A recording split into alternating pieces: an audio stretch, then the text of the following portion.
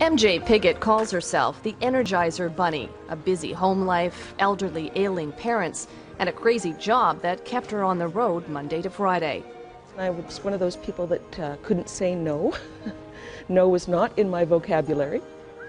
Working 14-hour days in Toronto left little time to wind down or exercise.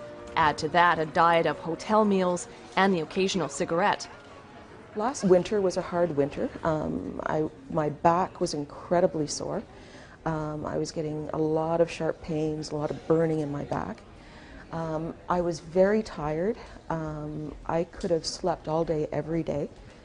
Piggott saw her doctor. Together, they figured she was depressed and had back problems. Then, June 2nd, that all changed. My arm went numb. And I thought, oh, okay, I've had back problems. I've probably slipped a disc or something is compressed on a nerve and I've lost feeling. On the advice of her doctor's office, she decided to get it checked out. Drove herself, in fact, to the emergency department at the Civic campus. I thought I was going to the emergency to check out possible problem with a disc that would have pinched. That's why my hand and arm were numb. That's my thinking. Hi there, I'm Julie. Okay, I'm one of the... MJ was quickly assessed, hooked up to a heart monitor when her heart started beating wildly. And that's sort of when I realized that maybe this isn't my back. You were having a heart attack? Yeah, in the emergency. Hi, how are you? Good, how are you? Great, good to see you today, Mr. Piggott. MJ didn't present with typical symptoms, but doctors at the Ottawa Heart Institute know heart disease isn't always typical. It can go down the right arm. It can present with just jaw pain. It can present with just being shortness of breath, or having shortness of breath when you exert yourself, back pain.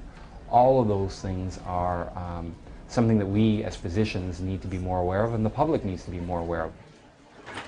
She was immediately admitted. The next day, she underwent an angiogram that discovered several problems. I had a 99% blockage, 2 other blockages at 50%, and then another 30 blockage on top. So I had a reason to be feeling kind of lousy. This is our STEMI room. Okay. Doctors implanted a stent that would expand the artery and allow blood flow. Again, in MJ's case, she's very interesting in the sense that there's a very strong family history. So again, when you have a strong family history, just because you're a woman does not protect you from heart disease. So let me take your blood pressure there. MJ's history was full of heart disease. Her brother had a heart attack at 43. Another brother was diagnosed with blockages as a result of MJ's attack. Now MJ is on the right track, addressing her entire body health in order to ensure good heart health. Your heart is a muscle, and it, like any other muscle in your body, it can become weaker over time with disuse. Let's switch sides now and do the other arm. MJ is part of the cardio rehab program at the Heart Institute, one of only a few women here.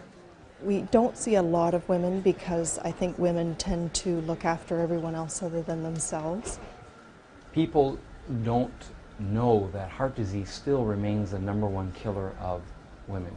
In fact, heart disease kills more women than all cancers, including breast cancer combined. Who's going to play? MJ considers herself lucky, a hard lesson learned in slowing down and saying no.